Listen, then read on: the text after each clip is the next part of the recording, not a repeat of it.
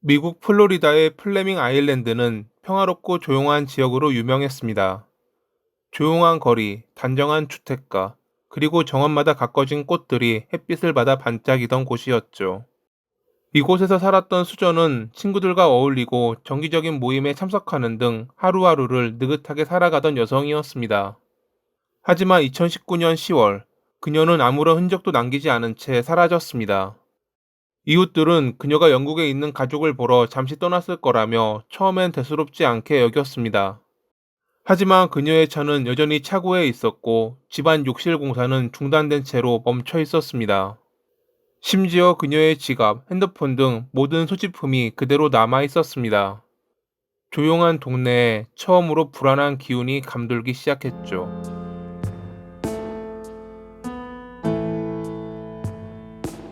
사건의 실마리는 수전이 몇 달 전부터 진행하던 욕실 리모델링에서 시작됐습니다. 그녀는 콜이라는 업자에게 공사를 맡겼었습니다. 그는 동네에서 손재주가 좋고 정직하다는 평판을 얻고 있었죠. 수전은 과거 그에게 주방 공사를 맡겨 성공적으로 끝낸 적이 있었기에 공사 금액 12,000달러를 선불로 달라는 그의 요구를 받아들였습니다. 하지만 공사는 시작부터 이상하게 흘러갔습니다. 욕실은 완전히 철거된 채로 방치됐고 배관이 드러난 벽과 콘크리트 바닥이 그대로 노출되어 있었습니다. 며칠, 몇 주가 지나도 코리는 제대로 공사를 진행하지 않았습니다. 수저는 처음엔 참았습니다. 성격상 쉽게 화를 내거나 문제를 키우는 타입이 아니었거든요. 그러나 3개월이 지나도록 공사가 멈춘 채였고 연락을 해도 그는 차일피일 미뤘습니다. 결국 그녀는 공사를 중단하고 돈을 돌려받아야겠다고 결심했습니다. 2019년 10월 24일 오전, 수저는 친구에게 말했습니다. 이제 경찰이나 변호사에게 이야기할 거야. 더는 못 참겠어. 그러고는 그를 만나겠다며 친구와 헤어졌습니다. 그것이 그녀의 살아있는 마지막 모습이었죠. 매주 점심을 함께하던 절친 필리스는 약속 시간이 지나도 그녀가 나타나지 않자 이상함을 느꼈습니다. 전화를 걸었지만 받지 않았고 문자도 읽지 않았습니다. 그녀는 이를 남편에게 말했고 그 역시 이상하다고 생각하며 바로 수전의 집을 찾아갔습니다. 수전의 차는 차고에 그대로 있었지만 집 안은 조용했습니다. 어디에도 그녀가 보이지 않고 일정 시간이 지나도 연락이 되지 않자 지인들은 바로 경찰에 신고했죠. 수전의 집 내부는 언뜻 보기에는 문제가 없어 보였지만 곧 경찰은 거실과 부엌에서 작은 혈흔을 발견했습니다. 경찰은 지인들과의 대화를 통해 그녀가 전부터 코리와 욕실 리모델링 문제로 다툼이 있었다는 걸 알게 됐습니다. 코리에게 여러 차례 환불을 요구했다라는 그녀의 일기장도 발견됐습니다. 수사의 초점은 자연스럽게 코리에게 향했습니다. 형사들이 코리를 찾아갔을 때 그는 생각보다 태연했습니다. 나도 걱정돼요. 하지만 그녀가 치매가 있었던 건 아닐까요? 그는 오히려 형사들에게 다른 가능성을 제시했습니다. 마치 자신은 아무런 관련이 없다는 듯한 태도로 일관했죠.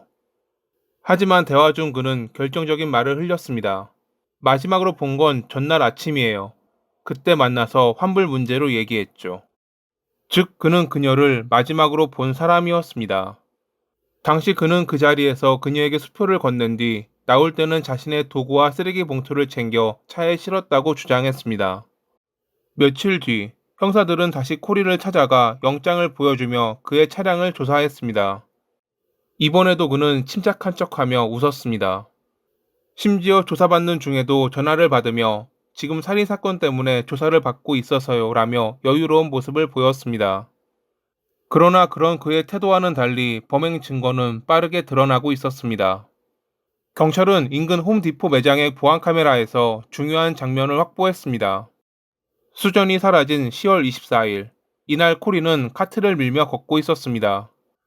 당시 그가 카트에 담은 물건은 대형 철거용 비닐봉지와 콘크리트 2포대. 물론 이것만으로는 증거가 될 수 없었습니다. 그는 건축업자였고 콘크리트와 대형 봉지를 사는 일은 흔했으니깐요.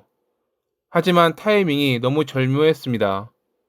형사들은 그날 그의 모든 경로를 추적했고 조지아 포크스턴에 위치한 매립지에 방문했다는 것을 확인했습니다. 평소 그가 쓰레기를 버리던 곳도 아니었고 굳이 근처 매립지를 놔두고 거기까지 갈 이유도 없었습니다. 형사는 그곳을 수전이 유기된 장소라고 판단했습니다. 40명의 수사관이 12시간 교대 근무로 9일 동안 매립지를 뒤졌습니다. 그들은 7,000톤이 넘는 쓰레기 더미 속에서 수전의 흔적을 찾고 있었던 것입니다. 그리고 마침내 그들은 두개골 하나를 발견했습니다. 치아 기록을 통해 수전이라는 것이 확인됐죠. 근처에선 그녀의 다른 유골 조각들이 들어있는 봉지도 발견됐습니다. 둔기 외상의 흔적, 부검 결과 밝혀진 사인은 교살, 명백한 타살이었습니다. 이 무렵 코리는 이미 위조 수표 사건으로 구속 중이었습니다. 따라서 2020년 3월 살인 혐의로 재체포될 때도 그는 여전히 감옥에 있었죠. 2022년에 열린 재판에서 검찰은 철저한 타임라인과 물증을 제시했습니다. 수전이 실종된 날 마지막으로 만난 사람이 콜이라는 걸 비롯해 그녀의 집에서 발견된 혈흔, 홈디포에서의 구매, 차량 이동 경로, 모든 톱니 조각이 하나로 맞물렸습니다. 하지만 변호 측은 다른 이야기를 내세웠습니다. 그녀가 노숙자 한 명에게 친절을 베풀다 피해를 입었을 수도 있다. 그녀가 자주 약을 복원하곤 했으며 그걸 노린 인물이 있을 수 있다라는 등의 허무맹랑한 이야기를 말이죠. 또한 봉지에서 발견된 DNA는 코리의 것이 아니었다는 과학적 분석을 근거로 내세웠습니다. DNA를 검사하기에는 오염도가 너무 심했고 매립지에 있으며 다른 간섭도 있었기에 이는 증거가 되지는 못했습니다. 결국 이런 주장은 재판을 지연시킬 뿐이었습니다. 코리의 아내 캐시디가 증언대에 올랐을 때 법정은 조용해졌습니다. 그녀는 남편이 수년간 약물 중독으로 고통받고 있었다고 밝혔습니다. 그가 벌던 돈이 어디로 가는지 몰랐어요. 하루가 다르게 사라졌어요. 그녀의 증언은 사건의 동기를 명확히 드러냈습니다. 게다가 감옥에서 코리와 함께 있던 수감자는 그가 돈 문제로 고객과 다투다 교살했다는 말을 했다고 증언했죠. 열흘에 걸친 심리 끝에 배심원단은 유죄를 판결했지만 형량 결정 단계에서 또 다른 논쟁이 이어졌습니다. 검찰은 사형을 요청했지만 배심원단 12명 중 7명만이 찬성했거든요. 당시 플로리다 법에 따라 최소 8표가 필요했기에 사형은 기각됐고 대신 그는 가석방 없는 종신형을 선고받았습니다. 그날 법정에는 수전의 친구들이 자리했습니다.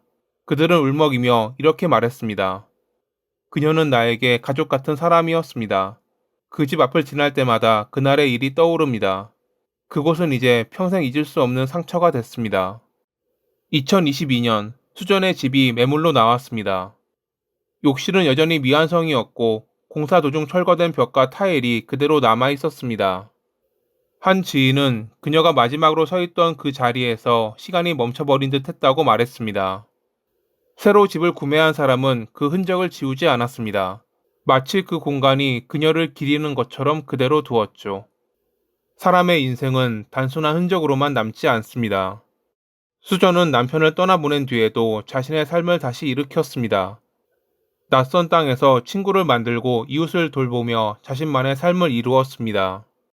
그녀의 삶은 누군가에게 의지하지 않아도 강인하게 살아갈 수 있다는 것을 보여주었습니다. 그러나 그녀의 신뢰와 친절을 악용한 한 사람의 탐욕이 그 모든 것을 무너뜨렸습니다. 이처럼 모든 것을 파괴하는 나쁜 사람들이 언젠가는 모두 사라지는 날이 오기를 바라며 이만 마칩니다. 오늘도 시청해주셔서 감사합니다.